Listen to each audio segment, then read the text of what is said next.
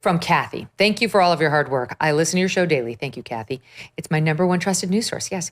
If you have a chance to discuss the Tanko interview with Phil Houston again and haven't already explored the below, I was hoping Phil would talk about this. The question is, Tanko seemed aggressive when he was asked who Bill was, meaning when the subject of who Bill Stanton was. Here's what she's referring to in SOP 5.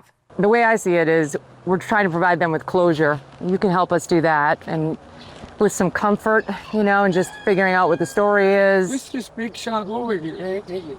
No, he's not a lawyer. He's my friend. This is Bill. Yeah, no. In another life, he's a lawyer. See, they do these stories, and people just trash my name. They totally trash my name. Yeah.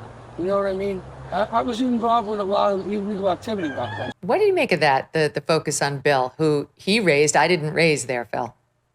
Again, Megyn, you were focusing, that you opened the interview with 3 questions or 3 focuses on involvement, and you weren't going away. And he didn't know what to say, and he was a classic case of buying time.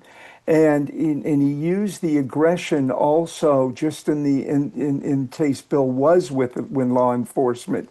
And he spent a lot of his life, dealing with law enforcement. And I wouldn't be surprised that if he felt that Bill, looked, acted, and could be, law enforcement. But the major benefit to him was he needed to buy time. And then, as you know, he came back and made an attempt then to answer the question. But the questioner that raised this question was absolutely correct on the aggression, because he talked very demeaningly about in Bill's direction. It was like a stall tactic. That makes sense, because you hadn't really come up, and he wasn't like searching for more information when we first walked on Bill. It was kind of interesting. And when we were walking off, remember he said something like, are you taping this? And you said like, not with this phone. You just said something that was actually true, but not totally revealing of. Don't BS right back. Yeah, exactly. He spent a half an hour BSing us. We got actually a lot of email about this one. Here it is in SOT 6. What do you think happened to the guy? Or what do you think should happen to the person if they had this? I don't know what happened.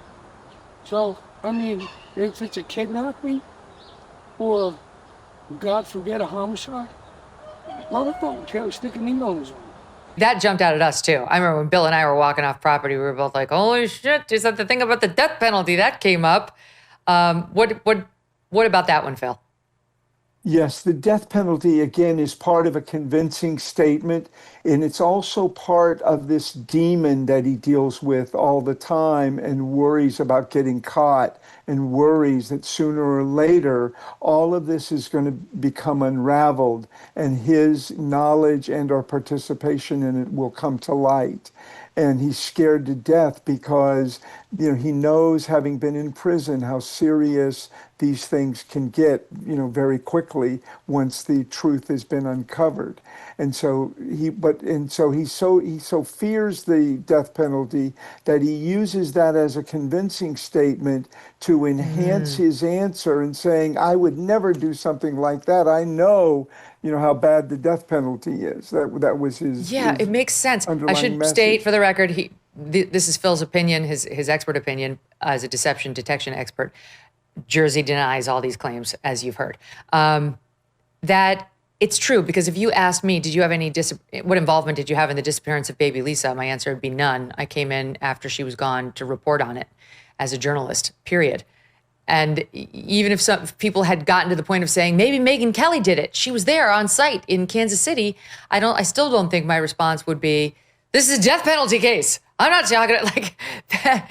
Yeah. That it's interesting that that's where his mind went and the audience reacted strongly.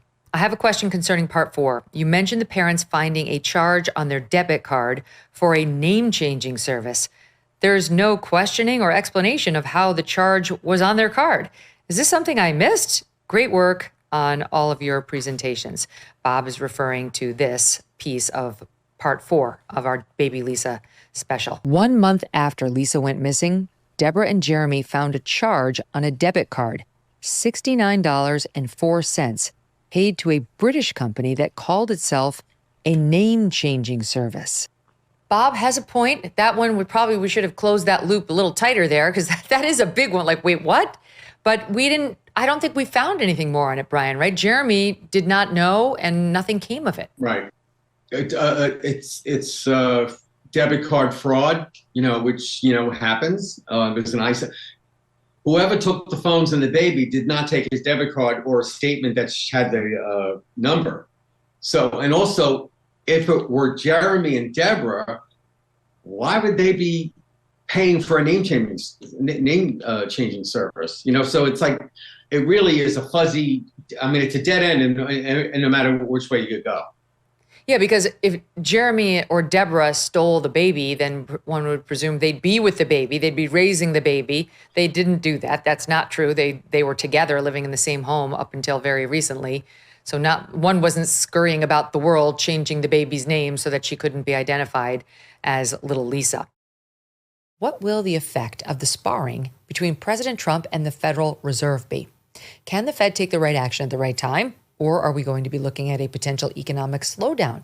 And what does this mean for your savings? Consider diversifying with gold through Birch Gold Group. For decades, gold has been viewed as a safe haven in times of economic stagnation, global uncertainty, and high inflation. And Birch Gold makes it incredibly easy for you to diversify some of your savings into gold.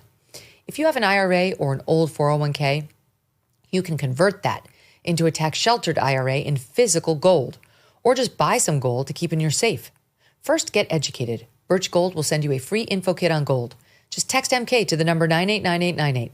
Again, text MK to 989898 and consider diversifying a portion of your savings into gold. So if the Fed cannot stay ahead of the curve for the country, at least you can stay ahead for yourself.